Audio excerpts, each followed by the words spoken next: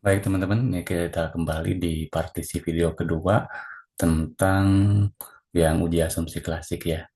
Kita sama dengan data yang sebelumnya. Kita coba share dulu.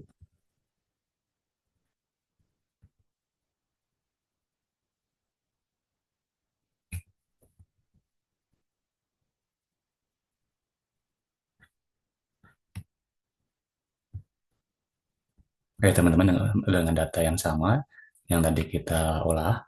Jadi kalau kita melakukan pengumpulan dengan Ifius, kita harus menguji apakah data yang sama dengan yang kita olah sebelumnya, data time series yang sudah kita save, itu apakah uji-uji asumsi klasiknya lolos atau tidak.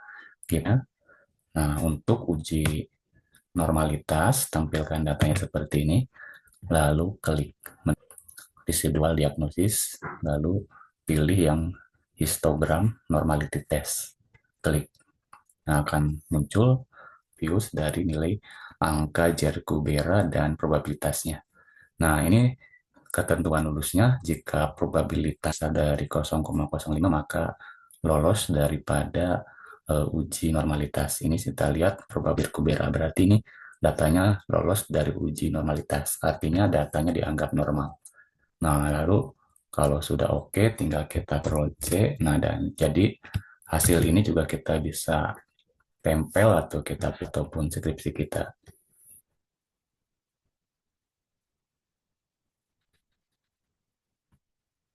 Nah, ini jika seandainya skripsi kita ya normalitas, kita tinggal Ctrl V.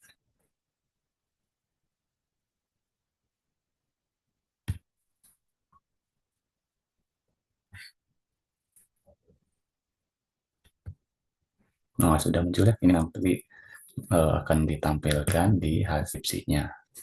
Nah, lalu untuk uji asumsi sistas modelnya kita kembalikan dulu dengan cara estimate, terus oke. Okay. Nah, untuk heteroskedastisitas juga sama, residual diagnosis yang paling bawah heteroskedastisitas. Nah, ini ada banyak metode, kita pakai metode yang. Nah, yang dilihat tabel yang atas saja ya, yang bawah tidak perlu. Nah, yang bawah ini adalah efek daripada pengujian. Jadi tabel ini kita bisa kontrol copy, enter, kita ini uji hetero. Nah, kita tinggal Ctrl V. R square yang OPS-nya itu nilainya 0,05. Jadi heteroskedastisanya dianggap lolos. C square-nya harus di atas 5% agar heterolos. Nah, ini yang hetero. Lalu yang selanjutnya uji yang auto. Nah, uji autokorelasi kita kan bisa pakai uji DW atau Darwin-Watson test. Nah, nanti teman-teman tinggal cek rumus uji DW-nya, nanti ikutnya. Di sini sebenarnya sudah terlihat ya uji DW itu ada di paling bawah. Jadi ini bisa kita copy dari model yang kita bentuk tadi, adalah Darwin-Watson step. Jadi nanti tinggal kita korelasi. Dan nilai yang diambil adalah ini bandingkan dengan rumus DW test. Itu ya. Nah, lalu uji yang terakhir yang asumsi klasik adalah uji multiko. Linearitas antara variabel X. Nah, kita untuk uji linearitas ini, multikolinearitas ini, kita tutup modelnya. Kita uji semua variabel X-nya ya. Karena multiko ini untuk menguji apakah ada korelasi, dia klik semua variabel X-nya, klik kontrol. Jadi tata cara membloknya kita klik variabelnya tapi sambil atau tekan tombol kontrol di dalam keyboard teman-teman. Nah, nanti untuk UDX-nya opennya S group. Nah, ini udah kelihatan. Nah, kita tinggal pilih quick, lalu grup statistik, lalu yang correlation. Nah, ini muncul. Nah, ini delete unit group, boleh yes. Nah, ini ya munculnya uji multiko. Nah, ini tinggal kita copy, Ctrl C, lalu di enter, baru ke Word-nya. Ctrl V.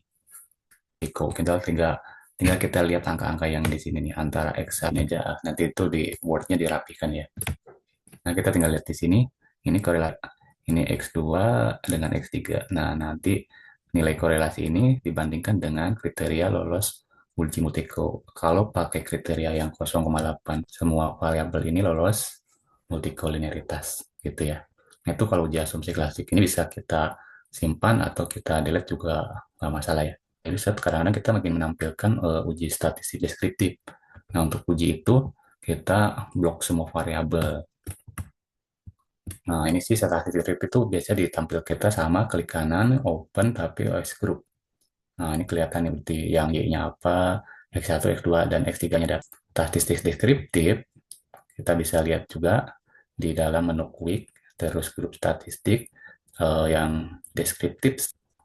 Nah, ini semua variabel dikonfirmasi Y, X1, X2, X3. Tinggal OK. Delete group, yes aja.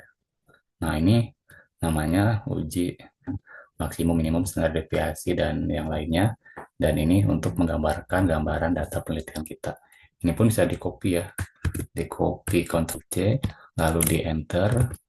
Kita, nah ini namanya uji statistik deskriptif.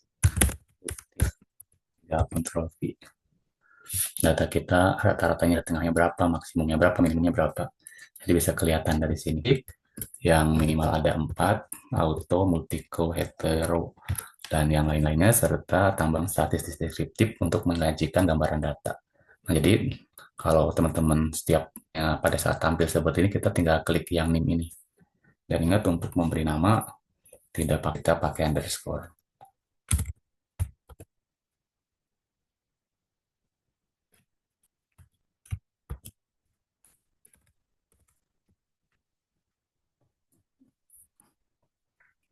Nah, jadi muncul di sini ya. Nah, jadi ini data kita. Nah, nanti data sudah ketahuan hasilnya dan sudah di riset ataupun untuk skripsi. Jadi setelah kita ada tidak hilang. Jadi kalau tidak di save nanti kita nguji awal seperti yang awal. Kalau kita save yang mentahnya kita tinggal buka saja. Jadi cara save-nya sama seperti save di mana ingin kita lihat. Katakanlah ini data saya. Nah, nah kalau udah di save berarti aman nih. Data kita nanti pada saat seandainya ditanyakan mana hasil datanya, olah datanya, tidak ini yang tadi saja yang sudah kita berarti pada saat ingin buka kembali tinggal kita klik ini otomatis sudah membuka file kerja kita yang di ujinya di dalam asumsi klasik dan data panel di next video.